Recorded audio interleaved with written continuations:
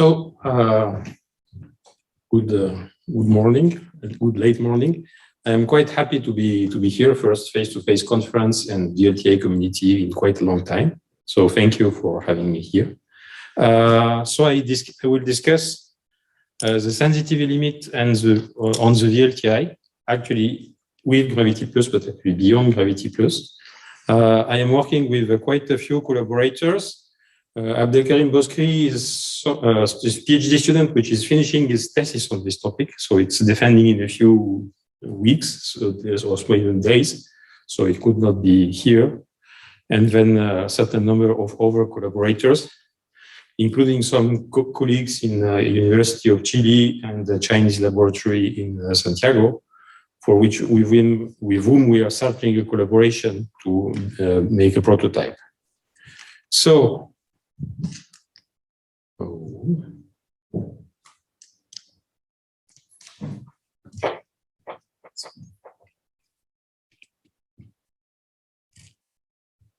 well, I can do it from here.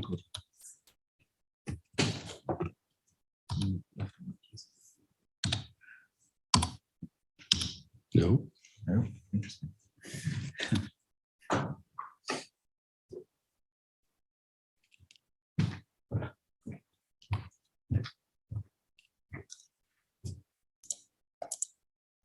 Okay, so what is the motivation? It's a very broad and very ambitious motivation, which is actually cosmological tension.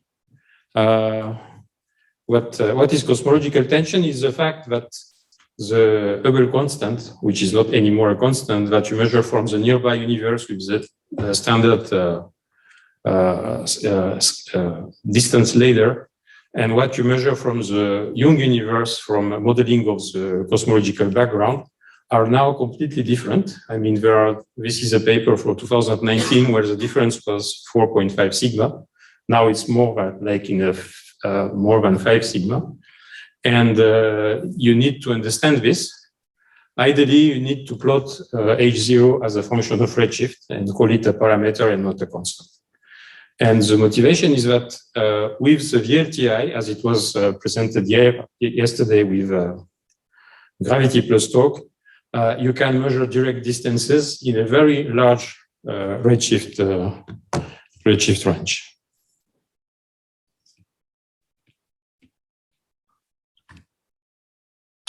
Okay. So this was discussed. Gravity achieved some spectrometry on borderline regions. And if you combine this with vibration mapping, you are combining an angular measurement and a linear measurement, so you get the distance. And there is also another technique, which is called dust parallax, which is from reverberation mapping in the infrared. You get the linear size of the torus. And from interferometric observation, you get an angular size of the torus. The ratio of the two gives the distance. And Gravity Plus, the Gravity white paper, which is one of the main motivations for making Gravity Plus, shows that it will be possible, for example, to resolve BLRs up to Z equal 2. So everything is perfect. Why do we ask more? So the problem is that we have shown, for example, in 2015, that just with spectroastrometry and reverberation mapping, you have a strong degeneracy of parameters like such as the inclination, the position angle, if you cannot have it for different reasons, the aperture of the BLR, which degrades strongly the precision of what you can measure. And if you want to be able to constrain the distance scale, you need precise measurements. This is one point. The second point, if you use the dust parallax, again, you are strongly sensitive to the geometry. So what can we do? To constrain the geometry of the dust, we can use Matisse, but that means we have to be able to apply Matisse on a large number of targets.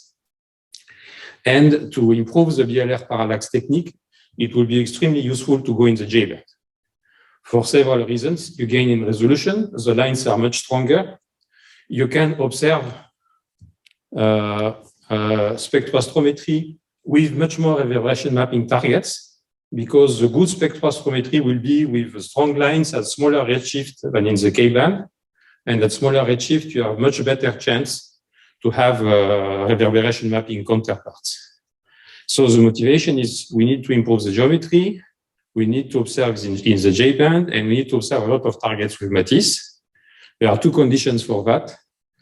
Increase the fringe tracking sensitivity beyond what Gravity Plus, which will be already very good, but we have to go a little bit further. And also, we have to work on the sky coverage, for example, in the case of Matisse. So what about improving this limiting sensitivity? I will not go through the equation, just to say that we made it and we took into account something which is ignored in most of the papers, is that the estimator that you make for phase, which is basically an argument of a complex value, usually so you take the linear approximation and all the noise analysis is made based on this linear approximation, and you get some. And we have analyzed the fact that when the signal-to-noise ratio is not good, you are not anymore in the linear approximation, and you have to use that to make a real estimation. And to check that works fine, on the diagram here, we have overplotted our noise model, which is a model with the measurement points from the gravity fringe tracker have been published, just to make sure that we are modeling correctly the noise. And the conclusion of that is that you really need to minimize the number of measurements and pixels that you are using, because you are still limited at the very bottom of the curve, which is the critical part for sensitivity. You are still quite limited by the detector noise. So the idea to minimize that, it's an old idea, is to use what we call a hierarchical fringe tracker, which instead of dividing the flush of each telescope among all possible baselines, or combining, which divides the signal, or combining everything in one channel, like in Matisse and Amber, which increases the noise. You could do something hierarchic, which is to co-phase a pair of telescopes to produce a co-phased output beam, and then to co-phase a pair of pairs, etc., etc. So this is a fairly old idea, but now we have evolved it in two integrated optics chips. And just to show how it works, because someone, but don't be scared, I will not go through the equation. What counts is the colors. You have a guided mode into your ABCD that has an amplitude and a phase. And when you combine, you have also at each output, you have an amplitude and a phase. Classically, you use all the amplitudes to measure the phase of the difference of phase between the input beams. But you can also merge the output beams and put them in phase, and you can compute that the phase difference between the two central beams is something which is absolutely independent of the input phase difference and only slightly dependent on the flux ratio. So you can merge these two beams, and instead of the standard ABCD, you get a new system with a complicated equation, which basically you can build into an estimator of the phase delay. So this is what is computed here after some cumbersome trigonometry, but relatively standard. You can show that you have an estimator which is almost insensitive to flux ratio and to visibility errors. Not perfectly as in the ABCD, etc., but fairly enough for a tracking. So this is the theory, and this is the measurement, which was obtained in the optical bench. So which shows that this approach of making chips is not completely wrong. Very rapidly, some more details. So this is a chip installed on a bench. We produce OPDs and we measure them. On the top, you have the output signals, and here the phase delay of the first level in this hierarchical fringe tracker. So we are combining telescope 1, 2, and 3, 4. And here is the second level where we are moving 3, 4 with regard to 1, 2. And the interesting thing is that, yes, in the second level, you get actually whatever the input phase differences are, you get the average difference between 1, 2, and 3, 4. So which validates the concept. If you want to be extremely sensitive, we want to go very broadband. Also, no, it's not only sufficient to save pixels, etc. And the idea was, for example, to have a J, an H, and a K chip, but then to feed each one of them with the full spectral band without dispersing them individually. To do that, you have to correct a certain number of things. You have to correct chromatic OPD, and you have to correct differential refraction. And the idea to do that, thank you. The idea to do that is, well, it's a simple system which is just sketched here, is that if you disperse in an image plane, each time you recombine an image plane, it's not dispersed anymore. But you can have a dispersed pupil plane. On this dispersed pupil plane, you can have a MEMS, a set of small movable mirrors, which are commercially available now. And each individual mirror can be moved in sub-spectral channels to actually chip tilt and OPD to compensate both very broadband chromatic OPD and chromatic differential refraction. And a few of these individual mirrors, which are sized to be the width of the interesting spectral beam for observing VLRs, can be selected where you want to feed into a J-band spectrograph integrated in the instrument or existing. And this is quite important because when you are looking at AGNs up to Z equal 2, the lines can be absolutely everywhere because they can be shifted anywhere between where they are and the K-band and even further. So you have to be able to select, either you have to have the full spectrum or you have to be able to select your right area and just to use the specific spectral channel for that and keep the rest for fringe tracking and technical purposes. So all this being supposed, assuming that we have our correct noise evaluation system, what we checked in the beginning, then we get this typical kind of result. Here you have the gravity fringe tracker as it is in the gravity plus era, so where Macao has been improved and the vibrations have been reduced, which will go somewhere between 13 and 14, probably more close than 13, even this is a little bit optimistic.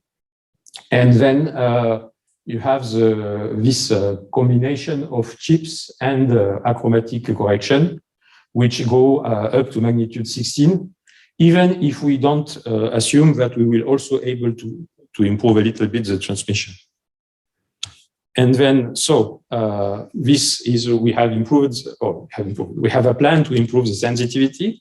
We can also discuss the sky coverage. So we made a full off-axis tracking error budget that I will not detail, but taking into account the fact that the anisopistonic error, the difference in piston between two targets, it depends of the size of the telescope and of course of the wavelengths of interest. So you have a set of measures for Matisse, for the K-band itself, for the J-band, etc. We have made that to compute a full set of sky coverage maps, which can be found in the paper of Abdelkarim Boskri in MNRS. This is just what is expected from our computation for Gravity Plus. It's quite similar to what they estimated previously.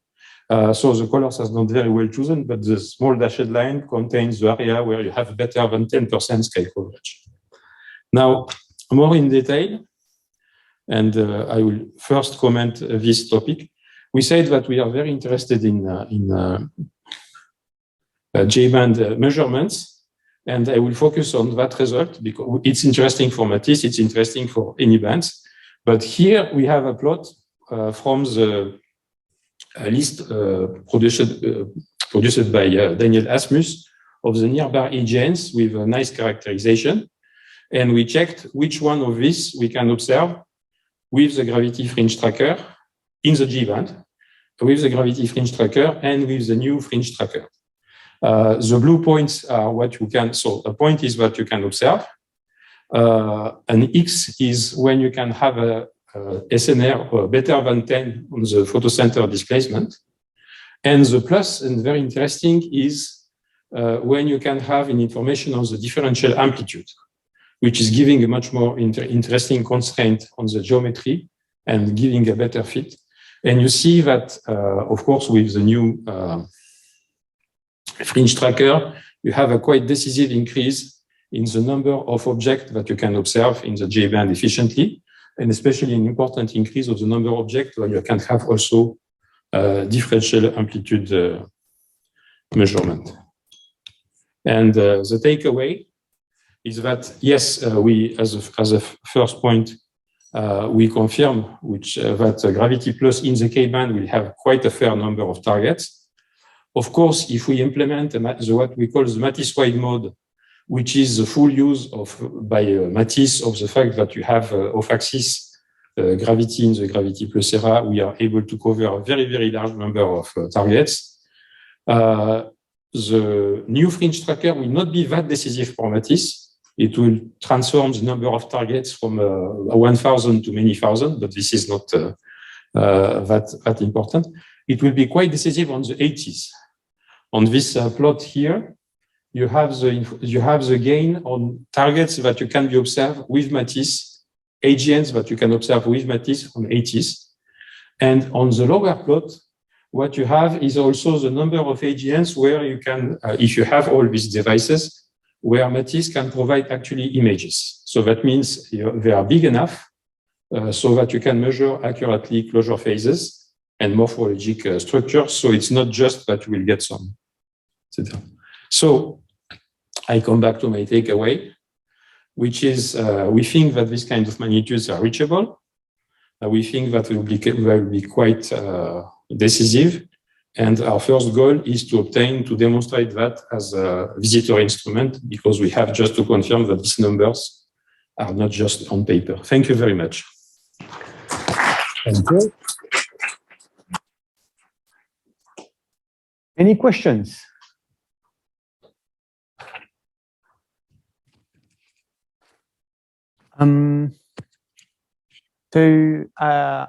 I do have one. So you will increase the number of targets with Matisse. And do you know how much sensitivity, how much magnitude Matisse will earn with this system?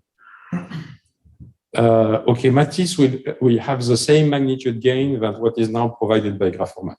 Okay. So it's just that because of the possibility to go off-axis, you will have these performances on a much larger number of targets. Okay. Okay, but for example, in the L-band, with the Graph-Format at its full potential, we can approach a few millijansky. Okay. In precision and sensitivity. Excellent. All right. Thank you again.